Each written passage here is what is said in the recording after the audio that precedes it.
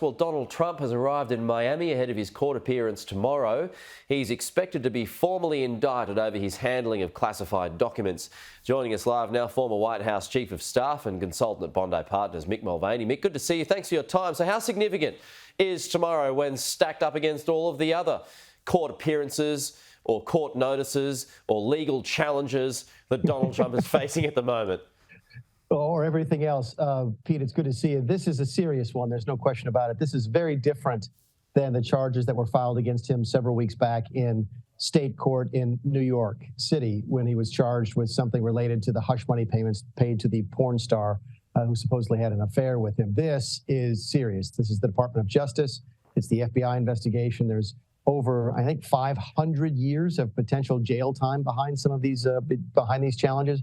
This is a different kettle of fish entirely, and my guess is Trump, while he's trying on the surface at least to make it look just like the issue in New York, everybody knows this one's different. Okay, so what's so serious about this one? Because, I mean, yes, you've got those comments from his former Attorney General, Bill Barr, who said that Donald Trump's toast, but I've spoken to a few people who say, look, the documents that were found, it doesn't account to much more than, library books being late to be returned to a library. So in that sense, it's not so significant. So just explain why you think this is so bad.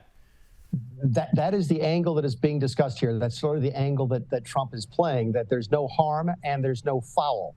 And I think that might play politically. I think it's one of the reasons you're still seeing Trump do very well in the polls, but it doesn't necessarily work legally. Keep in mind, as is so often the case in this country, it's probably the same in yours, it's usually not the crime that gets the perpetrator in trouble, it's the cover-up. Go back to the days of Richard Nixon and Watergate.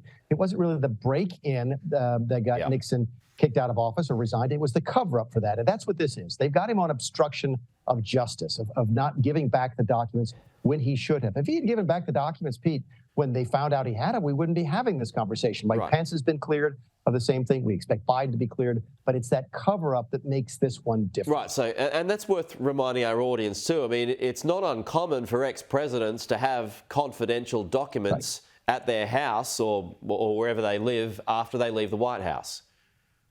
That's absolutely right. Obama had it, Vice President Biden had it, Vice President Pence had it. And we don't know the nature of the documents. Keep in mind, the indictment does identify the documents generally. It says, for example, that they deal with nuclear information or military information, and they deal with the classification of the documents. Some of them are top secret, which is very serious. Others are confidential, which are not very serious. But we don't really know what the documents are. So, okay, so let's say he's careless. I mean, can you really send someone to jail, an ex-president, for being careless with documents? That is the question. Do we want to put a former president in jail for something that doesn't really hurt the country? Did he break the law?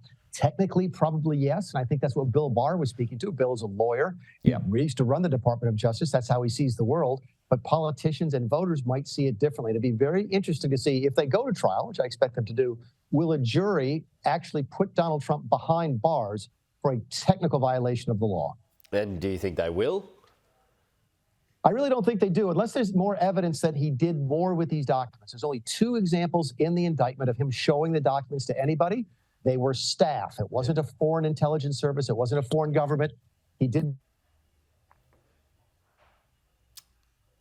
Oh, we might have lost Mick Mulvaney. We'll see if we can get him back anytime soon. It was getting towards the end of our conversation, but yeah, the old gremlins in the system there, folks. Anyway, this is all ahead of us tomorrow. Donald Trump's big court appearance. Another one, and I think the point there that Mick was trying to make was, yes, it is serious, but is it serious enough to send a former president to jail? That's unlikely.